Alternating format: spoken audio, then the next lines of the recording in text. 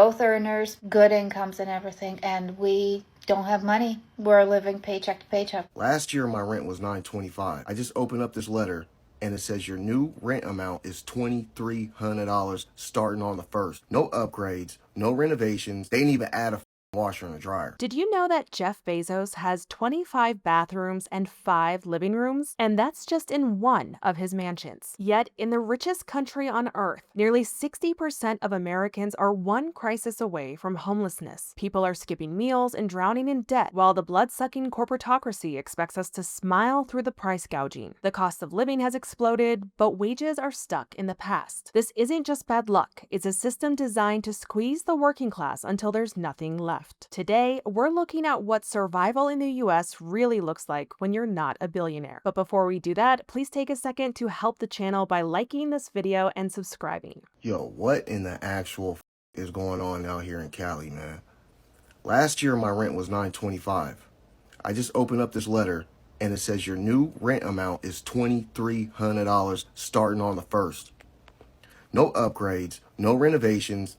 They didn't even add a washer and a dryer. This is crazy, man. I mean, is everybody else dealing with this? Or am I the only one getting screwed here? Some of the comments say, where do you find rent for $925?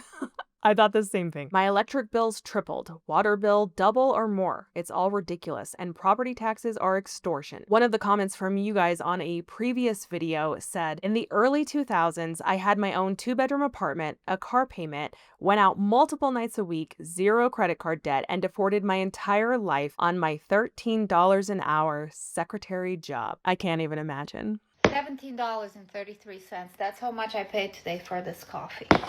I'm here and I'm just adding some numbers together and doing my budget because you know what? Today I asked my husband, where's the money? We're making the best we've ever made. Both earners, both incomes, good incomes and everything. And we don't have money. We're living paycheck to paycheck basically. So I put the numbers together and I decided to look at my budget. On June the 2nd, 2023, and I'm going to try to insert somewhere here the photo I took a shot of, how much I paid for it. On June the 2nd, 2023, the same exact coffee was $9.92. It's almost doubled in 2 years. Of course, my salary hasn't doubled. My income has not doubled. It went up a little bit, but certainly nowhere near that. And I don't know where my money goes. Every month, I'm struggling.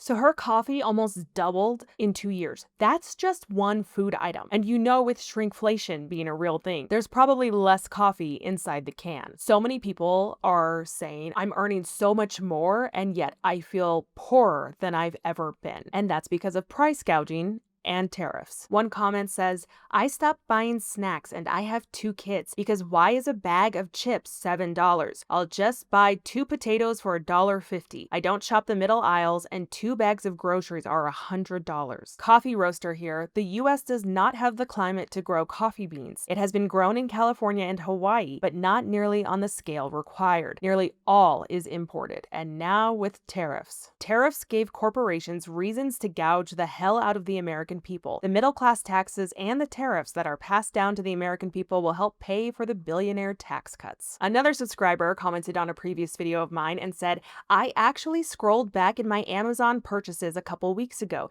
looking for a product I bought years ago and wanted to get another. I saw an order for flip-flops, Reef brand, nothing fancy. I've been wearing Reefs my whole life. The Reefs I bought in 2013 were $15. Now, the same flip-flops are $32.09. That is ridiculous for flip-flops. Sandra Cora is food shopping for her mom, who lives on a fixed income. She can barely afford half of this stuff. Like, do you pay your rent or you buy food? Everyday staples saw significant cost increases in the last year. Coffee up nearly 15%, ground beef up just over 11%. Egg prices hit by avian flu are falling, but still up more than 16%. My budget has become double for food shopping. Food prices behave in a way that I describe as rockets and feathers. Ricky Volpe is a professor of agribusiness at California Polytechnic State University. Food prices rise quickly as a result of upstream costs, but they come down slowly, if at all. He says tariffs on aluminum and steel implemented in March are impacting the price of groceries now. They're showing up in higher costs for canned foods and beverages, but in less obvious ways too. Steel is absolutely essential to food manufacturing, processing, storing, and transportation. One bright spot about U.S. food supply, only about 10% of grocery store food is imported and now subject to further tariffs. One comment says Social Security needs to give a more reasonable cost of living adjustment, not the cooked numbers they use to cheat beneficiaries. Aren't we great again? No. Pretend I'm not eating a toaster strudel. That is super exemplary of everything I'm about to say right now. But me and my friends are in our 30s. We're college educated. We work in the tech industries, marketing, and either our jobs have been replaced by AI or our employers have let us go to cut the numbers before the holidays or whatever it may be, in anticipation of a quite different economy that we're about to experience. And I don't know how much more I can do it. We're expecting all these tariffs. We're gonna see retaliatory tariffs from other countries. I already cannot afford to live. I can't afford to pay my student loans. I can't afford to pay the credit card debt that I've had to take out. When I got COVID, I got a bunch of medical debt. I don't know what to do anymore. I'm not this type of person. I am so resourceful. We are the resume coaches, dude. We are the managers. We are the people in charge. And now it's either you're a billionaire, you're a CEO of a company, or you're unemployed, I swear to God. And if you are employed, you're like terrified of getting let go. My friends and I are looking around at each other. We're like so smart. We've always had our together. We've always had money. Like we're all depleted. We're like beyond depleted. And I don't know how much worse it could possibly get. This person is the perfect example of somebody who's done everything right, done everything that they were supposed to do, and yet still can't keep up. The majority of Americans cannot keep up because wages have stayed stagnant. Hi guys, I'm really stressed today. I just went to the grocery store, bought 10 items, and it was $80 freaking already. I literally have $10 left on my account. So a little backstory. I got laid off from my job a month ago.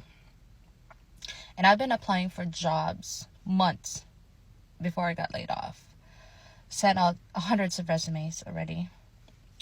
Applied to hundreds of jobs on the internet, remote and on-site.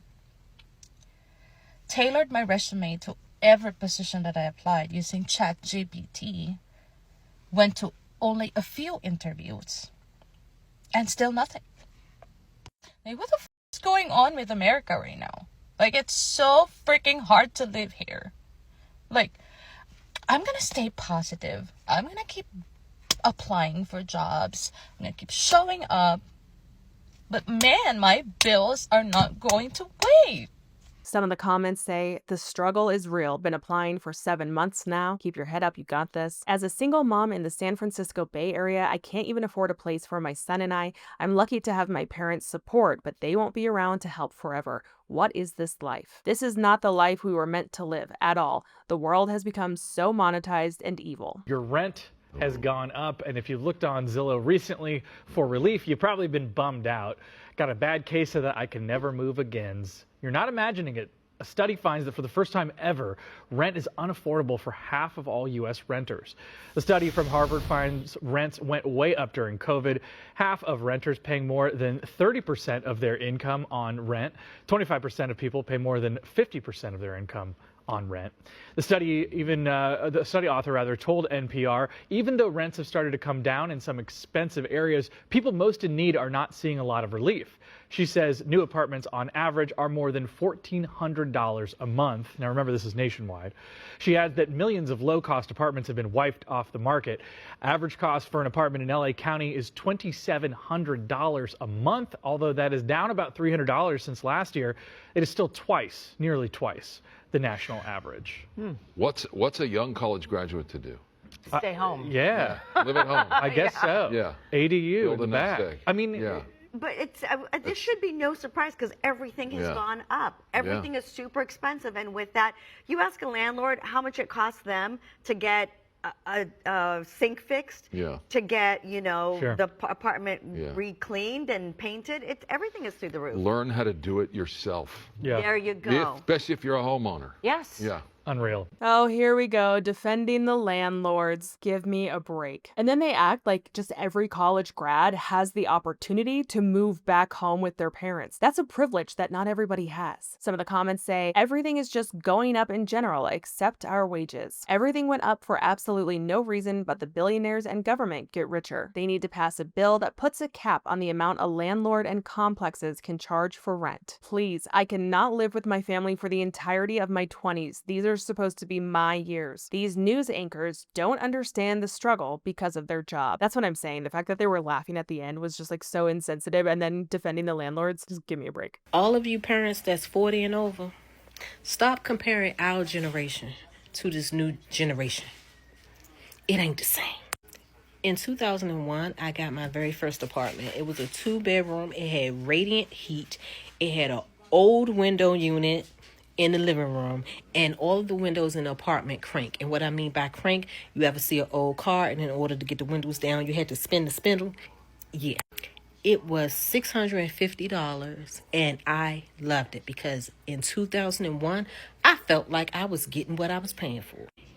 It makes absolutely no sense to me that landlords and these management companies are leasing those same type of apartments with no upgrades, no changes, or nothing, requiring 3 to 4 times the rent, 200 plus application fees, and 2024 prices that typically starts at like $2,000. Now, I'm not saying we didn't struggle, because we did, but our struggle was nowhere near what the young adults going through now. This is insane. Some of the comments say, I had a 2-bed, 2-bath for $450 in 2008.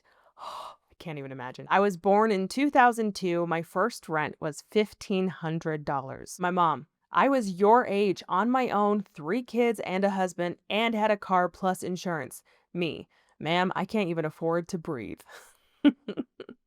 Yep, my first apartment was in 2008. $600 old apartment for a 2-bedroom. It's $1,200 now.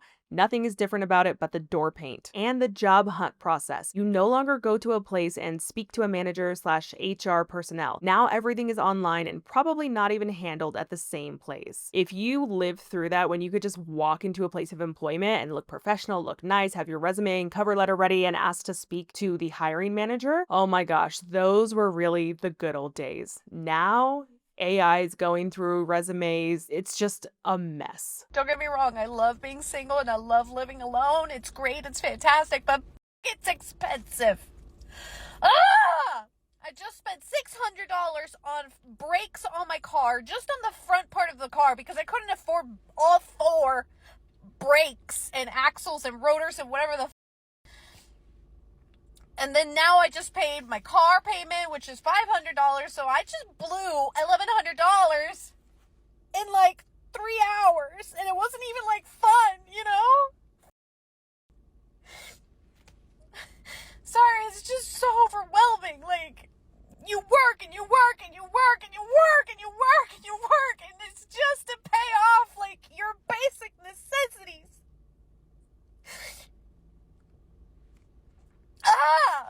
And you can't, like, in this city that I live in, public transport, please. If I were to do public transport, it's like asking to get rate. And I really shouldn't be crying because now I have to go to another work event and now I'm going to be all puffy. I'm just... Living is so expensive. Just keeping yourself alive and floating is so expensive. And what I was saying before I was rudely interrupted. is if I were to take public transport here, especially for my job requires a car. I have to have a bunch of that I have to lug with me for work. And I can't do that with public transport. I'm venting. Inflation sucks. Just living in America sucks. Living alone sucks. It's great, but it sucks. Because you have to front all the expenses by yourself. I need a husband just so that I can live. So we can split the bills. I remember being a single woman living on my own in like 2015, 2016. And oh my gosh, she's not wrong. It was so expensive. Everything was so costly. And what she said about public transport, the public transportation system in the United States is abysmal. And that's by design because the automotive industry lobbied the government so that more money is given to subsidize these automotive makers and in turn not put money into our public transportation system. Some of the comments say, same, I work 50 hours a week to suffer financially. I feel that I work 2 jobs and it's barely making ends meet. I'm looking for more paying jobs or a third job at this point. Politicians won't understand what regular people are going through. 90-year-olds still running for office. You don't live here anymore. No, it's the first time I've been back. They say you can't go home again. Few know that better than Susan French. How do you feel being back? Sad. That's how I feel. A sadness dating back to 2016 when Susan, to be near family, moved to River Glen of St. Charles, a senior living community west of Chicago. Neighbor Marty Bray and her husband chose River Glen, then owned by Northwestern Medicine, because of promised assisted living and nursing home options. Both women bought in. Susan putting down an entry fee of $242,000. Marty, $314,000 plus monthly maintenance fees. They say the contracts were clear. Neither would own their home, but they say they were promised 85% of the current entry fee at whatever point they chose to move out. That didn't happen. How many of you planned on living the rest of your lives in River Glen?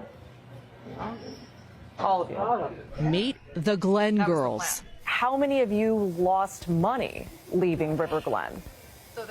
5 former and 2 current residents we spoke with who in the summer of 2023 learned River Glen had been sold to Iowa-based private equity firm Jaybird Capital and Chicago-based real estate investor Citrine Investment Group. The women say they learned their monthly maintenance fees, which had risen moderately over the years, were about to skyrocket. It was to be my forever home. Marty's, she says, quadrupling to $6,000. If they wanted out, the women say, they'd now get 75% of their original entry fee, a far cry from the old deal, which promised 85% of the updated entry fee based on the townhome's appreciated value. Anytime private equity gets involved, you know it's going to be bad. Private equity only cares about maximizing returns for investors. And if you're not an investor, you're basically screwed. Some of the comments say, the greed in America is disgraceful. I'm so tired of private equity ruining America. Our capitalism is out of control. This country has no compassion about our elderly. They took single-family homes,